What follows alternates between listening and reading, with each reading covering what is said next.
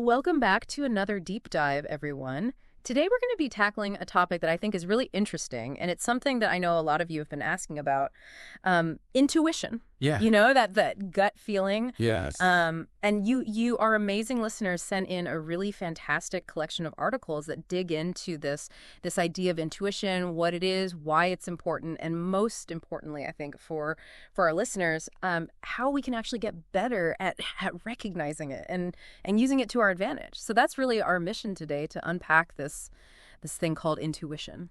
I think that's a great goal. And I think what makes this so interesting is that intuition is one of those things that kind of sits on the border between, what we consider sort of hard science and something a little bit more mysterious. Yeah. Right? And Yeah. I love that the articles you pulled together, they really do run that whole spectrum. Yeah. From, looking at the psychology and neuroscience of intuition all the way to, historical and philosophical perspectives. And I think, bringing all of that together can give us a really rich picture. Okay, so let's unpack this a little bit. What exactly is intuition? I mean, it seems like you ask 10 different people, you're going to get 10 different answers. Right. So what are some of the ways that these articles define intuition? Well, one of the articles from Singtuition, they have a pretty straightforward definition. They say it's an unexpected feeling or sense about a situation or person that just feels, genuinely true. Okay. And I think that resonates with a lot of people, that idea that it's just something that feels right, even if you can't quite explain why. Wikipedia actually gives a much broader definition. They describe it as direct access to unconscious knowledge. Okay. Unconscious cognition, gut feelings, inner sensing, inner insight to unconscious pattern recognition. Wow, that's a mouthful. Yeah. They even go as far as to say instinctive understanding.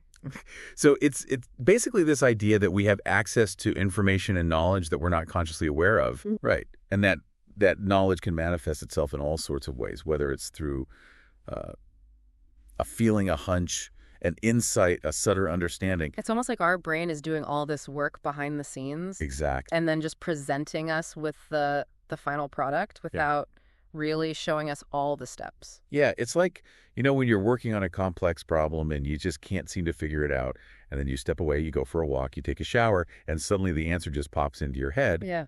That's often intuition at work. Yeah. Your brain has been processing all that information in the background, and then when you relax a little bit, when you give your conscious mind a break, that's when the insight can emerge. And it's interesting because they also point out in the Wikipedia article that this intuitive knowledge tends to be approximate. Right. So it's not always crystal clear. Mm-hmm. It's more like a general sense of direction or a strong feeling about something. Okay, so it's less about getting a detailed blueprint and more about kind of a general sense of where to go or what to do. Exactly. And psychology today, I love this phrase. They call it subtle intelligence.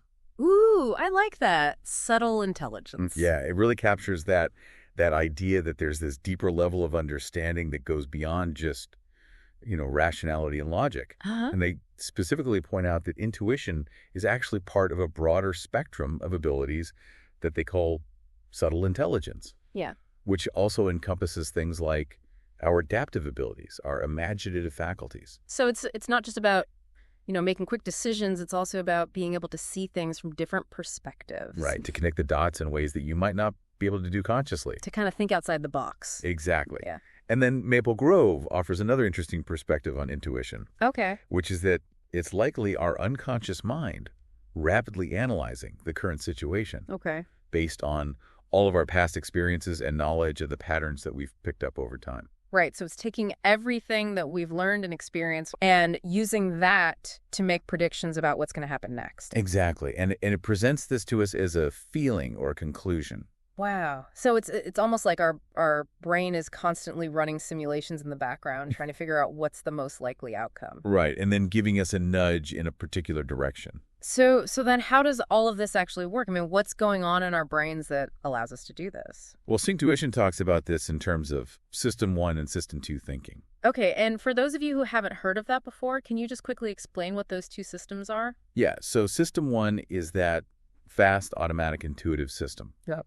It's the one that operates largely unconsciously. Oh. It's driven by the right hemisphere of our brain and some of the older, more primal regions. So it's the part of our brain that's responsible for things like our fight or flight response. Exactly. Our gut reaction. Right. And System 2 is the slower, more deliberate analytical system. It's the one that we use for conscious reasoning problem solving. Okay, so this is the part of our brain that we're using when we're trying to figure out, a complex math problem or write an essay. Exactly. Okay. And so what Synctuition is saying is that intuition is really strongly connected to System 1. It's that quick, instinct-based way of operating. Okay. And what's interesting is that this system often arrives at an answer or a feeling before our slower System 2 kicks in. So our gut feeling can actually be faster than our conscious thought process. Exactly. That's amazing. And there's actually a really interesting experiment that supports this idea. Okay. The University of New South Wales did a study where they showed participants subliminal images. Subliminal meaning they weren't consciously aware of seeing them. Right. They flashed these images so quickly that the participants didn't even realize they had seen them. Okay. But what they found was that these subliminal images actually influenced the participants' decisions. Wow. Even though they weren't consciously aware of having seen them. Yeah, that's wild. So it really shows that our brains are processing information below the level of conscious awareness, and that this information can influence our behavior. I mean, that's kind of mind-blowing to think about how much is going on in our brains that we're just not even aware of. Absolutely. And psychology today, they bring in this really interesting concept of neuroplasticity. Okay, and just to remind everyone, neuroplasticity is the brain's ability to change and adapt. Right. It's the idea that our brains aren't fixed. They can actually rewire themselves based on our experiences. And they say that neuroplasticity is essential for fostering subtle intelligence. Exactly. So the more you actively engage your brain in new ways, through things like mindfulness or curiosity or even just learning new skills, the more flexible and adaptable your brain becomes. Yeah. And this increased flexibility allows those subconscious connections that fuel intuition to form more easily and rapidly. So it's not just a static thing. You can actually train your brain to be more intuitive. That's really encouraging to know that we're not just stuck with whatever level of intuition we're born with. Right. And psychology today, they also talk about the default mode network, or DMN. Okay, I've heard of that. What is that exactly? So the DMN is a network of brain regions that becomes active when we're not focused on a specific task. Okay, so when our minds are wandering a bit. Exactly. It's like our brain's internal brainstorming session. Okay. And what's interesting is that the DMN is thought to play a key role in creativity and insight. Because that's when our brains can make those connections between seemingly unrelated ideas. Right. So allowing your mind to wander a bit can actually be really beneficial for intuition. So we shouldn't feel guilty about daydreaming every now and then. Exactly. It's actually good for you. Okay, good to know. Yeah. So if intuition is this, rapid subconscious processing that's influenced by our experiences and our brain's ability to adapt, are there certain characteristics that intuitive people tend to share? Yeah. Synctuition had a really interesting section on this where they talked about some of the common traits of highly intuitive people. Okay, what were some of those? Well, one of the key ones is empathy. Okay. So intuitive people tend to be very good at understanding other people's thoughts and feelings. Right, because they're picking up on those subtle cues. Exactly. They're paying attention to body language, tone of voice.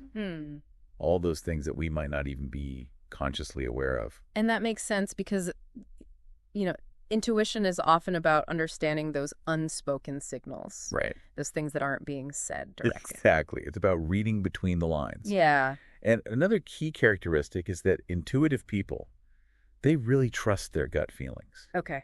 They're not afraid to make decisions based on their intuition. Even when they don't have all the facts. Right. Even when logic might be telling them to do something different. Okay. They're willing to take that leap of faith. And that's something that I think a lot of people struggle with because we're so conditioned to think that every decision needs to be based on logic and reason. Right. We're afraid to trust our intuition because we're afraid of making a mistake. Right. But intuitive people, they seem to have this inner confidence that allows them to trust their gut, even when it goes against conventional wisdom. Yeah, that makes sense. And they're also good at blocking out negativity. Yes. They're able to stay focused on their goals and not let fear or doubt hold them back. Okay, so they're not letting those negative voices in their head drown out their intuition. Right. They're able to tune them out. Okay. And another interesting characteristic is that intuitive people, they often prioritize me time. Meaning they take time for themselves to reflect and recharge? Exactly. They understand the importance of giving their minds a break Right.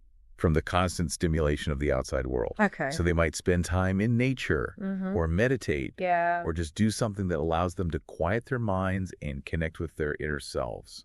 And that's so important because if we're constantly bombarded with information and stimulation, it's hard for our intuition to cut through all that noise. Exactly. It's like trying to hear a whisper in a hurricane. Right.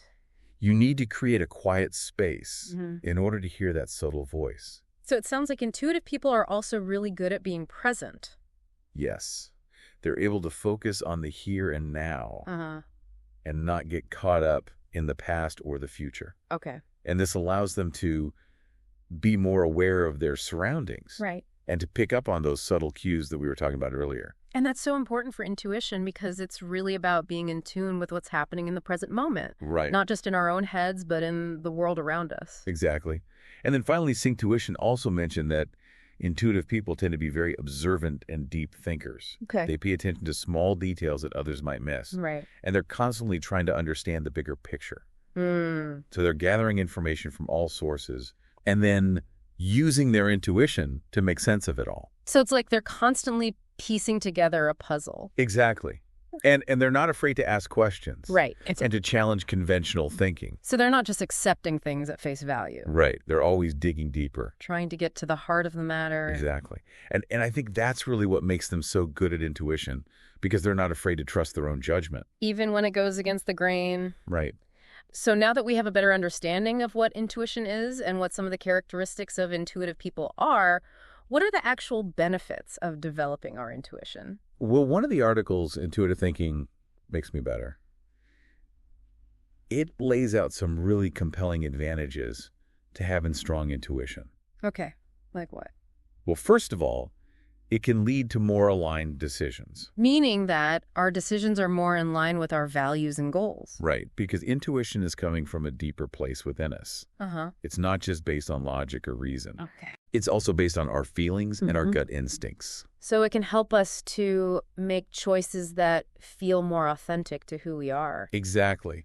And that can lead to a greater sense of fulfillment and happiness. Right, because we're not constantly second-guessing ourselves. Exactly. Or feeling like we're living someone else's life. Right.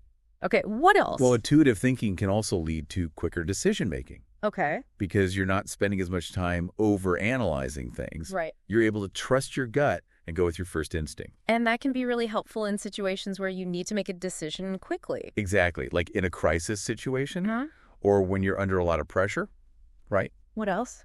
Well, it can also lead to increased creativity. Oh, interesting. How so? Right, because intuition is coming from that right brain, that creative part of our brain. It can help us to come up with new ideas and solutions that we might not have thought of if we were just relying on logic. So it's helping us to tap into that creative flow. Exactly. Okay, what else? Well, it can also lead to greater self-awareness. Okay. Because by paying attention to our intuition, we're becoming more aware of our thoughts and feelings and our own inner wisdom. Right. We're learning to trust ourselves more. Okay. And that can lead to a greater sense of confidence and self-esteem. And it can help us to make choices that are in our best interests. Exactly. Okay, what else? Well, it can also boost our self-confidence. Okay. Because when we make decisions based on our intuition, and those decisions turn out well, right, it reinforces our belief in ourselves. So it's like a positive feedback loop. Exactly. The more we trust our intuition, the more confident we become. And the more likely we are to make good decisions. Right. Okay, what else?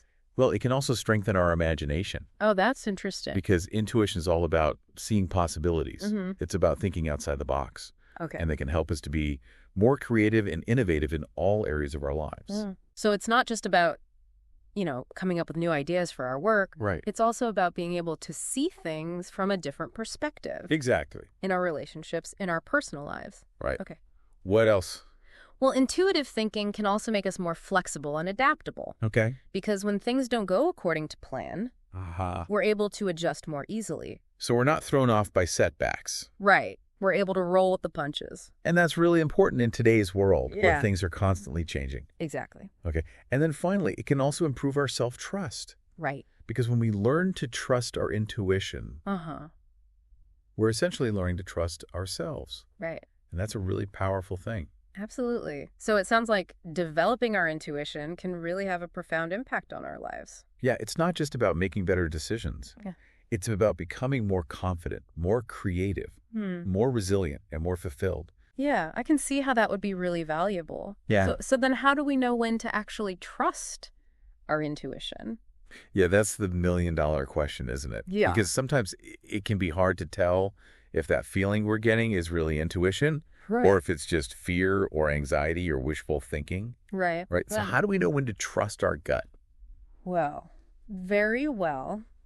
They had a really helpful section on this, and they say that there are certain times when we should definitely trust our intuition. Okay, what are those? Well, first and foremost, when it comes to our safety. Okay. So if we're in a situation where we feel unsafe, even if we can't explain why, we should trust our gut and get out of there. Okay. So for example, if you're walking down a dark street at night and you get a bad feeling about someone who's walking behind you, you should trust your intuition and cross the street. Okay. Or if you're at a party and you suddenly feel really uncomfortable, you should trust your gut and leave. Because our intuition is often picking up on subtle cues that our conscious mind isn't aware of. And those cues can be warning signs of danger. So in those situations, it's better to be safe than sorry. Exactly. Okay, what else? Well, they also say that we should trust our intuition when it comes to our health. Okay. So if we're experiencing physical symptoms that we can't explain, we should pay attention to them and see if there's something our intuition is trying to tell us. Okay. So, for example, if you're constantly feeling stressed or anxious, or if you're having digestive problems, it could be that your intuition is trying to tell you that something is wrong. Okay. And that you need to make some changes in your life. So it's important to listen to our bodies. Exactly. Okay, what else? Well, they also say that we should trust our intuition in our relationships. Okay. So if we have a gut feeling that something is off with our partner, we should pay attention to that. Okay. Because our intuition can often pick up on subtle changes in behavior that could be red flags. So it's important to trust our gut when it comes to the people we're closest to. Exactly. Okay. Well, and then finally, they say that we should trust our intuition when we're experiencing self-doubt. Okay. So if we're second-guessing ourselves or feeling like we're not good enough, we should trust our intuition and remember what we're capable of. Okay. Because sometimes our self-doubt can actually be a form of intuition. Oh, interesting. How so? Well, it could be that our intuition is trying to tell us that we're not in the right place. Okay. Or that we're not doing what we're supposed to be doing. Right. And so that self-doubt is actually a sign that we need to make a change. So it's not always a bad thing. Exactly. Okay, that makes sense. So then how do we distinguish between genuine intuition and just overthinking or maybe even fear creeping in? Yeah, that's a great question.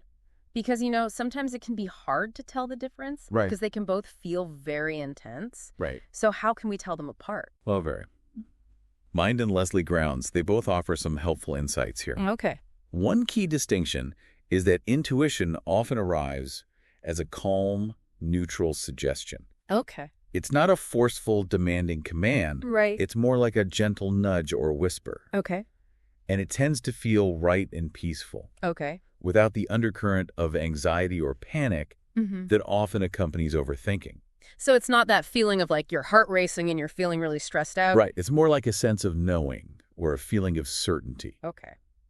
And overthinking, on the other hand, is characterized by those repetitive, unproductive thoughts that just loop in your head. Right. You're just going over and over the same thing. Exactly. And not really getting anywhere. Right. And it's often fueled by worry about the future or dwelling on the past. Okay. And a strong underlying need to control the outcome. So it's like you're trying to force things to go a certain way. Exactly. Okay. And Leslie Grounds, she also makes a really important point that ego-driven decisions often stem from a fundamental fear of lack. Meaning a fear of not being good enough or not having enough. Exactly. Okay. Whereas true intuition tends to be more aligned with a sense of abundance and trust. So it's like intuition is coming from a place of knowing that we're already whole and complete. Right. It's not coming from a place of scarcity or need. Okay. That's a really helpful way to think about it. So if we're feeling that sense of fear or lack or that need to control, it's probably not our intuition talking. Right. It's probably our ego. Okay. So how do we actually start to cultivate our intuition? Well, all of the sources we looked at seem to agree that relaxation is key. Okay. Because when our minds are calm and relaxed, Uh-huh. it's much easier for our intuition to come through. Right. It's like we're creating space for it to emerge. Exactly. So what are some ways that we can relax and de-stress? Well, intuitive thinking makes me better. They suggest things like practicing minimalism Okay. to reduce external clutter in our lives. Right. So getting rid of all the stuff that we don't need. Exactly. And taking intentional social media detoxes Okay. to quiet the constant stream of information and stimulation. Right, because that can be really overwhelming. Yeah, it can be really draining. Uh-huh. And they also suggest prioritizing activities and passions that bring us joy. Okay. So making time for the things that make us feel good and cultivating a more optimistic outlook. Okay, so focusing on the positive. Right. Yeah. Well, being mindful of how much negative news we consume, Okay. because that can really bring us down. Right. And making a conscious effort to take more time away, Okay. whether that's through travel or simply disconnecting from our regular routine. So giving ourselves a break from the everyday grind. Exactly. And Leslie Grounds, she also emphasizes the importance of meditation Okay. as a way to clear out mental clutter and allow that quieter inner voice to emerge. Right, so just sitting quietly and focusing on our breath. Exactly. Okay. And she also suggests the simple but often overlooked practice of just taking regular breaks throughout the day. Okay. To allow our minds to quiet down. So just stepping away from our work or whatever we're doing Right. and taking a few minutes to just breathe and relax. Exactly. Okay, so relaxation is really important for cultivating intuition. Yes, definitely. What else can we do? Well, intuitive thinking makes me better than Est. They also talk about the importance of practice. Okay. Just like with any skill, Yeah. the more we practice using our intuition, Uh-huh. the stronger it will become. Okay, so how do we actually practice using our intuition? Well, one way is to simply start paying attention to it. Okay. Notice when you get a gut feeling about something Uh-huh. and see if you can identify what it's trying to tell you. Okay. And then another way to practice is to actively make decisions based on your intuition. Okay, so even if you don't have all the facts, Right. just trust your gut and go with it. Exactly. And see what happens. Okay. Because the more you do this, the more you'll start to trust your intuition. Right, and the better you'll get at recognizing it. Exactly. And intuitive thinking makes me better. Yeah. They also suggest actively practicing with skills that you already have Okay. and even consciously building new ones. Okay. Because they say that intuition really thrives in areas where you're not consciously struggling with the basics. So, for example, if you're really good at playing the piano, you're more likely to have intuitive insights about music. Exactly. Yeah. Because you're not having to think so hard about the technical aspects of playing. Right. Your intuition can flow more freely. Okay.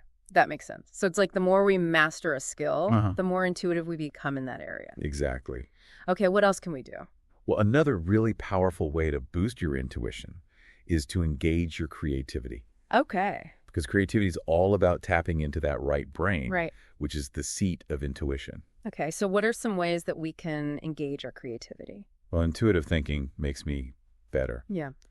They suggest things like intuitive or automatic writing, where you just let the words flow out of you without censoring yourself. Uh-huh. And art journaling, where Okay. you express yourself visually without judgment. So just letting our creativity flow freely. Exactly. And Leslie Grounds, she also talks about the importance of spending time in nature Okay. as a way to connect with our creativity. Right, because nature is so inspiring. Yeah, it's full of beauty and wonder, Uh-huh. and it can really help to spark our imagination. Okay. And she also suggests trying things like intuitive dance or that- intuitive singing.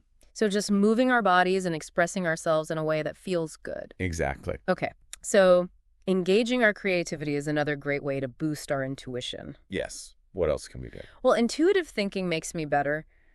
They also talk about the importance of non-judgment. Okay. So when we get an intuitive thought or feeling, Uh-huh. we shouldn't immediately dismiss it, right?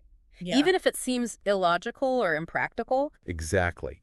Because sometimes our intuition is trying to tell us something that our conscious mind doesn't understand yet. So we need to be open to the possibility that our intuition might be right, Right. even if it doesn't make sense at first.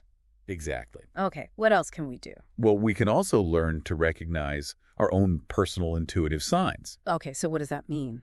Well, it means paying attention to how our intuition manifests for us, Okay, because everyone's intuition is different. right. So for some people, it might be a strong gut feeling. For others, it might be a vision or a dream. Okay. And for others, it might be a sudden knowing or a sense of clarity. So we need to pay attention to what our intuition feels like for us. Exactly. Yeah. And Leslie Grounds, she suggests keeping a journal Okay. to track our intuitive hits and misses.